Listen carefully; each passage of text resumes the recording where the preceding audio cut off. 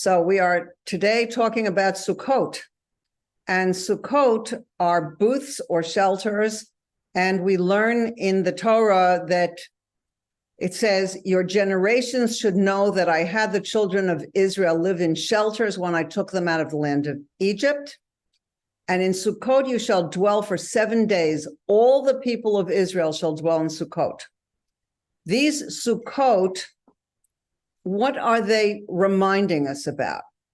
The Talmud tells us that they were the clouds of glory that encompassed the entire nation during their 40-year trek through the Sinai desert.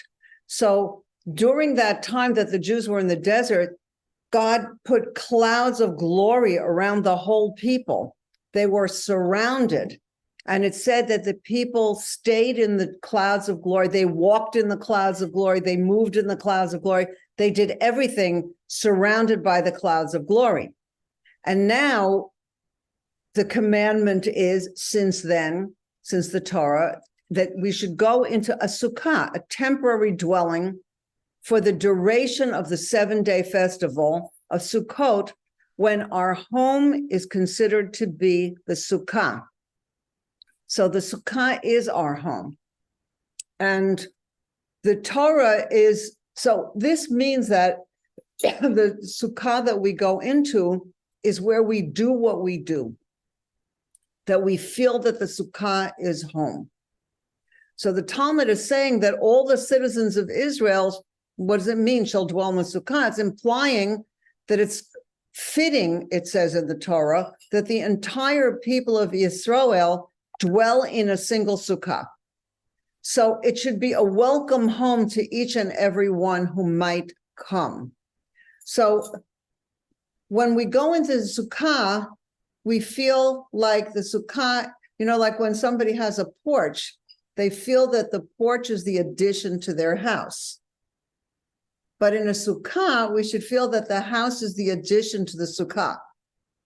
In other words, we keep our clothes in the house, we keep our kitchen in the sukkah, although some people actually have kitchens in the sukkah. We keep the kitchen in the house. I do have a friend who has a stove in the sukkah. She worked that out. But in general, the home is the backup for the sukkah, which is the true home during these 7 days of Sukkot. And the main quality of Sukkot is unity. And one aspect of unity is in our own being. So I want to talk about that today. What is the unity in our own being, as well as the unity in the Sukkah? So during Elul and Tishrei, we make resolutions. And we want to integrate our minds and our hearts, our souls and our actions. We want to become completely integrated, but that's a challenge. Where right now this class is being given in the month of Elul, where we're preparing for Tishrei, for the month that includes Rosh Hashanah, Yom Kippur, Sukkot, Shmini Atzeret. But so we are working on looking back. What did I do that was good? What can I increase? What do I need to change? And we're making resolutions in the hopes that we will be able to have a new year that will be blessed, and a year in which we can go in with integrity, with more understanding of who we are and understanding of what we need to do, more clarity in our resolutions. But it's a challenge to do this. Rosh Hashanah, the 10 days through Yom Kippur, we work on ourselves. We do tshuva, we do what we can to return to God. But then comes Sukkot. And Sukkot is called an easy mitzvah. But what I really want to talk about is how we experience our wholeness in Sukkot. And how does that come about? Now, a mitzvah is the word for commandment and connection. And in commanding us to do the mitzvah, God created the means through which we can establish a connection. This is something that is part of our wholeness. When we want to make a connection with somebody and we give them a glass of water, we feel connection. They do something for us, or we ask them to do something for us and we feel this connection. So God is giving us ways to connect with God. So we have different mitzvot. We have the hand gives tzedakah, the mind learns the wisdom of the Torah, the heart reaches above in prayer, the throat swallows the matzah, eating on the first night of Pesach, and all become instruments of the divine will. So our whole body, one piece at a time, each limb, organ, and faculty of a person, which governs every area of life. This means that no part of us remains uninvolved in our relationship with the Creator. Every part of our body, our mind, our heart, our soul, every piece of us is given a way to connect to God. But the Sukkah is unique. It brings the totality of a person into the fulfillment of God's will. So when we go into a Sukkah, we go in as a whole person.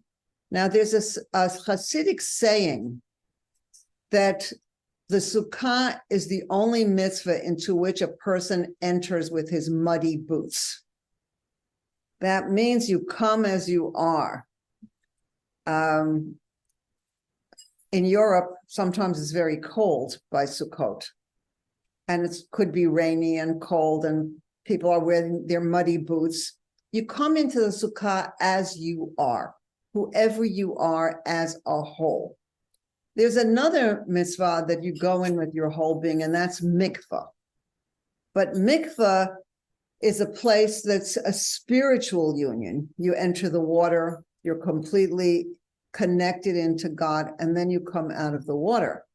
But other than if you say a bracha and whatever the mitzvah that are connected to it, there's no real mitzvah in the sukkah, in the mikvah, other than to go into the mikvah and immerse and say a bracha, if that's appropriate. But the sukkah is something different, that you go into the sukkah with your whole being. That means that the sukkah is our home, and it's the environment in every activity that you do. So let's say we've discussed before, if you eat in the sukkah. If you drink in the sukkah. If you learn, you bring your book into the sukkah. In other words, it's the place where every part of you goes, and the wholeness of each of us goes in there. So that's where we go. And for the 7 days that we make the sukkah our home, it comes to form an integral part of our identity. So just like our home has a lot to do with our identity, the sukkah becomes our identity. And everything we do, including what we do outside of the sukkah, is included in the connection with God achieved by this mitzvah. So the mitzvah, the sukkah, isn't telling us to do something, it's telling us to be something, a sukkah dweller, that we live in the sukkah, that's where we are, and that's who we are. We go into the sukkah, and that's who we are. And the way to observe this mitzvah is to make the sukkah our home and our environment, our roots, our identity for 7 days of each year of our life. And when we enter the sukkah, we enter with our entire being, with our body and soul, our heart and our mind. And this is what we were saying, that when we're working on resolutions, I want to speak better, I want to learn more, I want to invite guests more, I want to connect with people more, I want to, whatever we want to do, which is parts of ourselves, we bring that all into the sukkah, and everything is surrounding us and guiding us, and everything, it's who we are. And so this sukkah is this experience of going into, with our whole selves, into a holy place. And the resolutions of Elul, Rosh Hashanah, the 10 days, Yom Kippur, they come into our reality in the sukkah. So whoever we are told to live in this disposable hut, as if it was our permanent place, but we're integrating Elul and Tishrei into who we are in this place. So we do what we do. We say brachot, we eat, we drink, we get together with family and friends. Whatever we're doing, we go in there just for a cup of tea, just to sit and be in the sukkah. So this is a time to be embraced by the mitzvah and to cherish it. And we can feel surrounded by the clouds of glory, by God's loving protection and nourishment. So we'll come back to speaking about joy, but this holiday is called Zman Simchatenu, the time of our joy. We're going to come back to this. But in addition to joy, so we go into the simcha, we go into the simcha, we enter the simcha, we enter the sukkah with simcha, and we keep it. And God is giving us all the blessings. I just have to say this. I heard this once, and I love this. In Yom Kippur, it says that the Kohen Gadol goes into the sukkah, yeah, exactly, into the Holy of Holies, where it says no man can go. But he's going in. But he's not going in as one separate person. He's going in for all of us, but he's just being in. He goes in with his being, not with his ego. And there he offers incense. This is something that we learn about, that we read about in Musaf of Yom Kippur. It talks about the service. So it's worth paying attention to that we go in. The Kohen Gadol goes in, and he offers incense, and it goes up and becomes a white cloud. And I learned that on Sukkot, that white cloud of the incense comes around the sukkah. So the sukkah, those are in a certain sense the clouds of glory. So we're really being surrounded by the clouds of glory. And of course, whoever wants to learn more about making a sukkah, you can look up Chabad.org and find out more about that. But in addition to the joy of being surrounded by God and being immersed in mitzvah, there are two primary mitzvot of this holiday: dwelling in the sukkah and the taking of the four kinds. So both of these mitzvot are symbolic of two approaches to Jewish unity. And we're going to talk about those in an interesting way. Both of these mitzvot, let's talk about the sukkah. The sukkah focuses on the unity of the people. We sit in a sukkah in commemoration of the clouds of glory, which surrounded the whole people. And everybody benefited from the shade and protection of the clouds of glory. You have to remember, they were walking in the desert, but they didn't experience themselves under the hot glare of the sun. They experienced themselves in the clouds of glory, protected by God and guided with the clouds of glory too. They got guidance. So may we get guidance in our sukkah when we're there this year. So we sit all together in a sukkah as a symbol of our unity, and we focus on what unites us, our common values, mission, and souls, rather than that which divides us. We leave behind our differences and unite in the shade of the sukkah. In other words, when we go into the sukkah, and we'll talk about this in a different way later when we talk about the four kinds, the lulav and esrog, called the lulav and esrog. When we go into the sukkah and we welcome somebody, or somebody comes in, because we are in the sukkah, we're not thinking about differences. Now, every person's sukkah looks different. Some are small, some are big. Some people have the custom to decorate in all kinds of interesting ways. Some people have the custom not to decorate at all. In Chabad, we don't decorate at all because it's considered to be such a holy place that it's above decoration. But whatever is your custom, you go into the simcha with unity, that we focus on, we're together.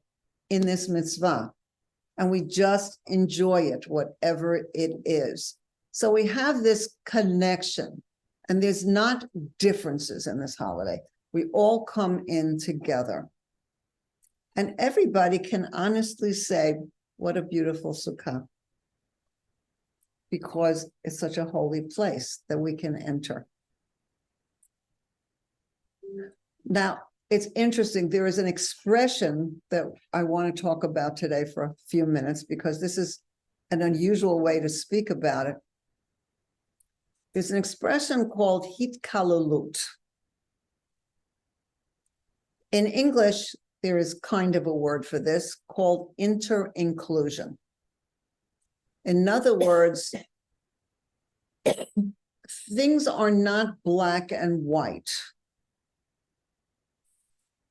There is a sukkah and we are all one. And we go in with our wholeness into our sukkah, whether it's our sukkah or whether we are going into someone else's sukkah or the sukkah of the place where we pray. But we go into the sukkah with this unity and this wholeness.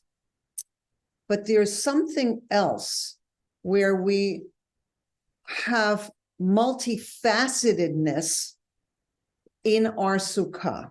We want to talk a little bit about the multifacetedness and what this has to do with hitkalalut, which is this inter-inclusion. So even though we come in, we've spoken about how we're whole and we're one in the sukkah. At the same time, each of us has different qualities. We've spoken about this in terms of the sfirot, that we have our love and awe and different qualities. And we want to include our unique emotional traits into the wholeness of our being in the sukkah. So that what the Kabbalists say is that we welcome spiritual supernal guests called ushpizin. That these guests are 7 spiritual people, we'll talk about that a little further, who come into our sukkah, each one leading the other 6 guests, and they come to visit us. And what does it mean they come to visit us? It means that each of these qualities becomes strengthened in us. So these are considered to be the 7 shepherds of Israel, corresponding to the 7 sfirot, or divine attributes. These sfirot are divine attributes that have to do with our relationship with God. In other words, God connects with us in these ways of the sfirot. That's a conversation in itself, how that works. But we also are mirrored in this, these qualities are mirrored in the 7 basic components of our character. So we are made in the image of God, and these are godly qualities, and we take these qualities into ourselves. Now, we have these qualities, but when one of the ushpizin, one of these supernal guests comes, because he is one of the 7 shepherds, what does a shepherd do? A shepherd nourishes his flock. So a shepherd can do many things. A shepherd can say, go forward. A shepherd can get his flock going in this direction, not in that direction. In other words, the shepherd is doing what is going to bring his flock further for the benefit of the flock. So what happens is of each of these guests, and we're going to mention the names of each of these guests and what they bring. So each of these guests empowers us with the quality that defines him. And by coming with his quality, he brings that quality into a stronger aspect of our own being. We also have those qualities, but he's bringing strength to these qualities. So let's see who they are and what they nourish us with. So the first one is Abraham, and he has the quality of chesed and love. And on the first night, Abraham brings himself into the sukkah, but he brings all the other shepherds with him. So all the shepherds come in every night,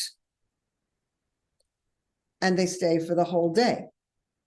But the one who comes, who is the leading shepherd for that night, is the one who leads, and the other ones come along. So on the first night, we have Avraham, and he brings and strengthens our chesed, which is our love. He strengthens our ability to love. Isaac, Yitzchak, strengthens the quality of gevurah, which is self-discipline and boundaries. So on the second night, when Yitzchak comes, it's like he takes the first seat, and Avraham and all the others come and sit in seats next to him, but he's the one who takes the front seat. On the third night, it's Jacob, who has Tiferet, which is compassion and harmony, strengthening our compassion. On the fourth night, Moshe comes in with his quality of Netzach, which is victory and endurance. Then comes on the next night, Aaron, whose quality is Hod, which is humility and gratitude. He's strengthening our humility and gratitude. On the next night, Yosef, whose quality is Yesod, is bringing truth and connection. And on the seventh day, it's David, the king of Israel, Malchut, which is receptiveness and leadership. So each of these is strengthening us. Why did I call this hitkalalut, which is inter-inclusion? Because we go in with unity. But even though we are whole people, and as we said, we want to live with wholeness in dedication to God and in dedication to God's purpose for us, when we say, what am I here for? What can I do for you? What would you like from me today? But we use different aspects of ourselves at different times. Like, for example, when we are going to invite people into the sukkah, so that's chesed.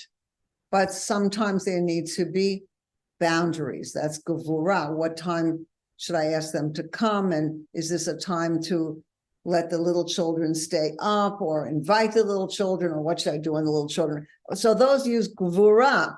And Tiferet is where we have compassion and we figure out, how can I make this work so it's going to be good for everyone? So even though this is all part of the sukkah, part of our qualities of oneness, we need to utilize these different qualities to truly be whole. They are part of our wholeness, but we need to use different things at different times. It's very important, because otherwise it's possible to go into, to just use one quality. We don't want to be black and white.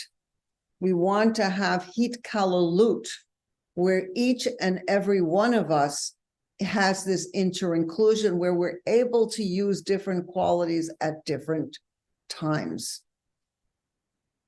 So this is the oneness of the sukkah, but we're also saying it has this hitkalalut, where our multifacetedness is part of our wholeness, and it's all integrating, so it can be truly integrated.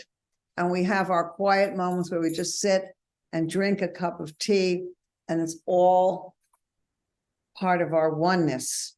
So this is all part of our oneness. Now we're going to look at the next mitzvah for this time of the Sukkot, and also have an inter-inclusion, hitkalalut, which to me is fascinating, because, people shouldn't think that they are black or white, or it's great or it's terrible, but that we're part of a work in process, so that we utilize all of our being to do what we can where we are. So we have the 4 kinds. The 4 kinds are different plants that we put together, and it's called shaking lulav and etrog, but it's really 4 plants, and they symbolize the importance of diversity within the unity of the Jewish people. So again, if you'd like to look up what to buy for the 4 qualities, you could look at Chabad.org or get the information of how to buy the 4 and how to hold them together. But we're talking about unity and diversity and inter-inclusion. So I personally, like many people do this, to shake lulav and esrog in my sukkah. If you can do that, that's a good thing to do. You don't have to. But this is a mitzvah that we do during the days of Sukkot. So it's symbolizing the importance of diversity within the unity of the Jewish people. And the 4 kinds bring another kind of unity. We bind our 4 different types of vegetation, each representing a type of Jew or a specific mode of serving God. And we shake them together. We hold them together and shake them. We say a bracha. And we bring our differences together in shared unity. So according to the Midrash, the 4 species represent different sorts of Jews, spanning the spectrum from the most observant and scholarly to the simplest of our people. But we take the 4 kinds and hold them together because we are one people despite the differences. But as opposed to the Sukkah, which is emphasizing the oneness, this mitzvah points out the differences, and it embraces them and values our unity. So you see, the Sukkah is talking about the unity, but when we have the Ushpizim, we have the differences within the oneness. Here we are seeing the differences, and we hold them together. So we're talking about the unity within the differences. This is exactly what Hitkalalut means. It's very important to learn how to do this in many aspects of our lives. But so true unity can't ignore our unique personalities and strengths. We are different. We are one people, and yet we have our unique qualities. And it's important not to ignore our unique personalities. We do have our shared goals and souls. In the essence of our soul, we are one. But in how our souls express themselves in the world, we have uniqueness. And we have to have both. Both are needed. We have that one soul that we all share in essence. And the Sukkah expresses our unity surrounded and embraced by the one. And this brings our unique qualities and diversity together. That's what we want, that our qualities, the unity and the diversity should come together. And the 4 kinds builds on this unity by bringing the individual personalities into the awareness of the essential unity. It's very important to know that we have this essential unity and not get stuck thinking that we are only our qualities, because then people get identified with their age and their stage and what they did and what they didn't do. And then what happens is they don't have their wholeness. We need to know that the essence of our soul is one, and that's who we really are. But God wants us to express ourselves in unique ways because we are part of bringing godliness into the world. Everybody does it in a different way. As we know, just in terms of a simple example, sometimes somebody makes a gathering And a number of people make a gathering, a family makes a gathering, a celebration. And somebody is good at planning the party or getting help to plan the party. Somebody else is good at making the list of who to invite. Somebody else is good at deciding what the menu should be. Somebody else is good at, choosing the tablecloths and the beautiful aspects that are going to be here. Different people have different qualities, and they come together to make one event. If it's all on one person, it's not so easy. But if people are able to work together like this, then that diversity creates a unity to make an event which is a celebration for everybody. And that's what's happening here. So when we devote our strengths, talents, and natures to perpetuating the ideals that unite us, we recognize that our differences are there to complete one picture. When we go to the event, we don't necessarily know who made the list that included us.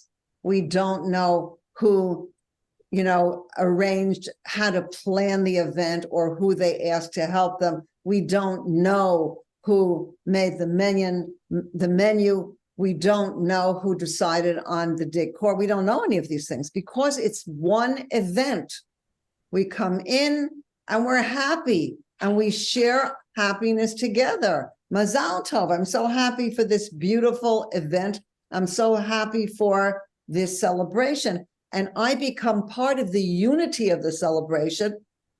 And I actually went to one last night, and the grandmother of the bride came to me and said, "Thank you for coming." What does that mean? It means I didn't make any plans other than to go and did go. That meant that I became part of the celebration, and each of us became part of the celebration. So we're talking about each of us who does whatever we do in terms of our purpose in the world become part of the wholeness of the people. And we each devote our different strengths and talents and natures to perpetuating the ideals that unite us. And we recognize that these differences are important to complete the picture. We need all kinds of people. So that's essentially the message of the mitzvah of the four kinds. Now I want to mention what they are. The etrog is the citron. It's looks like a lemon, but it's not. The lulav, a palm frond that's tall. Coming. The hadass. Coming. Which Okay. is the myrtle.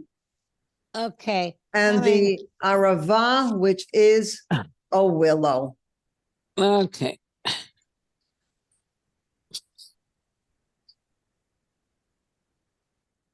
So these are the four kinds. And we put them together and recite a blessing on the festival of Sukkot on these four kinds.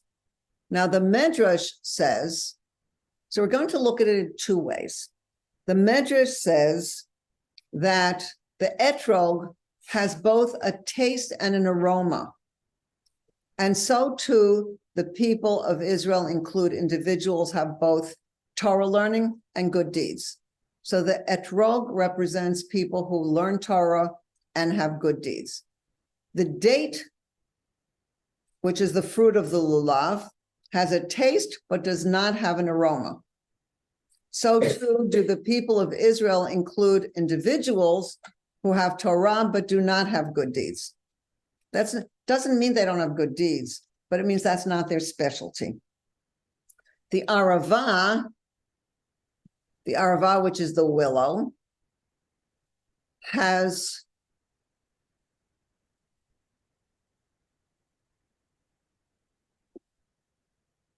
the hadass has an aroma but no taste.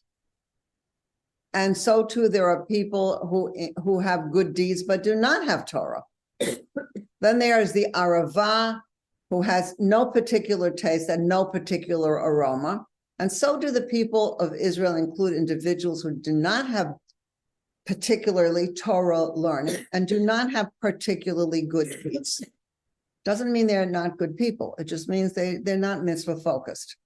And God says, let them all bond together in one bundle and atone for each other. So that means that the Lubavitcher Rebbe points out that the Medrash is not just saying that all are part of the Jewish people, or that all are precious in the eyes of God, or even that all are necessary. It says they all atone for each other. And this implies that each of the four kinds possesses something that the other three do not possess, and thus atones and compensates for that quality's absence in the other three. So there are people who come in, they're very simple people, but they just know what to do. They just connect. Somehow they bring in something you would not expect. So everybody helps each other. I don't know why I thought of it, but there was a person who saw that a car rolled over on somebody, and he just went over and lifted the car because the car needed to be lifted. And he lifted the car, and people pulled out the person whose life was saved, because he didn't think about it. He didn't think, what should I do? He didn't have any plan. He just knew what to do. That's what had to be done. And so he did it. We have that also with Pinchas in the Torah. It's not about necessarily what your type is. It's just that it takes all kinds of people to make a people. So, and it also takes all kinds to make a person. So this is something that we have, this is something that I learned from the teaching of the Lubavitcher Rebbe, that we also, I never saw this before, I just saw this recently, have all those four kinds within ourselves, which is inter-inclusion. Because we tend to think, I am a type. Someone who is a Torah scholar and spends his time learning, he thinks that's who I am. Another person whose work is mitzvot, let me help people, let me cook for people, let me do for people, thinks that's who they are. But there comes an understanding that all of these types are within us, and they also need to come to wholeness in who we are. So Sukkot is a time where we bond together, so the other people's qualities should be part of our experience. And we have these different qualities among our people, and they're also within us. So let's look at what that is. The Etrog says, I'm perfect. I balance learning and doing in flawless equilibrium. In my life, knowledge and action fulfill and complement each other. This is something we all need to say. I learn, I do, I need to have good balance in my learning and doing. And at least once in a while, we all have to say, yes, I can do this. This is me, I can do this. Now, that's not like an identity, that's who I am. But it's like, I can do this. This is, sometimes I say, yes, I do this. And it's important to know that. Not to just say that's somebody else, but that's not me, because then we limit ourselves in who we can be. So this is something we need to say at least part of the time, once in a while. And we all need to know that we have the potential for this kind of harmonious perfection, and that we each have these moments in our lives where we attain it. The Lulav says, I'm completely devoted to the pursuit of wisdom, awareness, and self-knowledge. Action is also important, but my first priority is to know God, and through this to know my truest self, even if this means withdrawing from involvement in the world. This is something we all need to say at least once in a while, that we all need to know that we have a potential for profound knowledge in us, and that we each have these moments in our lives when we attain it. The Hadass says, what our world needs is action. Knowledge of God and self-awareness are worthy goals, but I have a job to do. I need to build a better world. Enlightenment may have to wait. And this is something we all need to say at least once in a while. Sometimes we're busy planning a class and somebody calls and says, I need to talk to you. And we need to say, right, even though I need to plan my class. But right now, this person is asking me. There isn't another person who can do this exactly the way they need. So right now I have to say, okay, I'm an action person. This is what I'm doing. So we all need to know that our mission in life is to make the physical world a home for God. And there are times when the need for action takes precedence over everything else. So we need to say, yes, I can be an action person too. The Arava says, I have nothing, I am nothing. And this is something we all need to say at least once in a while. In other words, right now, I'm just drinking the cup of tea in the sukkah. That's just it. Just the oneness with God in a simple way. It's not about me. So each of these qualities unite within us during Sukkot, when they all have to be part of what we take into our hands to shake together. And if you're missing one component of the lulav, esrog, hadas, and arava, we're unable to do the mitzvah and say the bracha before we shake, because we have to have all four components to be part of the whole. This is the hitkalulut. The four different people are also in us. In the one sukkah, the 7 visitors, the ushpizin, are also part of us. This is the inter-inclusion, the hitkalulut. Now, each of these 3 pilgrim festivals, when people were times when the people came to the Holy Temple in Jerusalem, and they were given their own descriptive name. Pesach, Passover, is the season of our liberation. Shavuot is the season of the giving of our Torah, and Sukkot is described simply as the season of our rejoicing, Zman Simchatenu. The 3 major aspects of the Sukkot are joy, and joy unites everything. Joy unites everything. It's very important.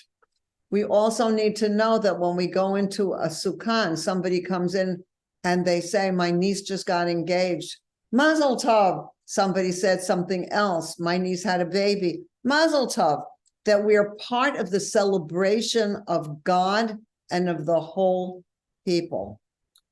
So these 3 major aspects are joy, shaking the 4 kinds, lulav and esrog, it's called, and dwelling in the sukkah. And the Torah stresses the centrality of joy to be the festival of Sukkot more than any other festival. This is the time of joy. And joy for the Jew is an exercise in empathy and communal concern. It says in the Torah, you shall rejoice in your festival, enjoins the Torah. You, your son, your daughter, your servant, your maid, the Levite, the stranger, the orphan, and the widow. In the words of the Rambam, Maimonides, when one eats and drinks, one must also feed the stranger, the orphan, the widow, and the other people who don't have money and ability to buy for themselves. This is also a time before Sukkot that many people give tzedakah. They give money so that people should also be able to have a sukkah and food and nice food and whatever they need to be able to do the mitzvah, buy a lulav and etrog. So people give tzedakah. So we're all different, yet we're all united. Sitting in the sukkah, we feel that we're all part of the one sukkah that surrounds our whole people. And whether we welcome others into our sukkah or we sit in the sukkah of another person, whether we shake our lulav and esrog or shake that another person owns, it's all one unified experience. We feel that we're one in the sukkah, and we feel that each of us and all of us are bound together in ways that celebrate who we are and who we all are. So Sukkot brings the majesty of Rosh Hashanah when we crown God the one King, and the essential and complete holiness of Yom Kippur into the joy, dancing, peace, and unity of holy life together here in the world, in whatever we do in our Sukkah, surrounded and filled with the down-to-earth holiness of our mitzvot and protected by the one. So may each and every one of us have a blessed, sweet year in every way, a wonderful connection to Hashem, a wonderful accomplishing what we're here to accomplish to make this a godly world. And may we have a beautiful, blessed year altogether and a wonderful, joyful Sukkot. Be blessed.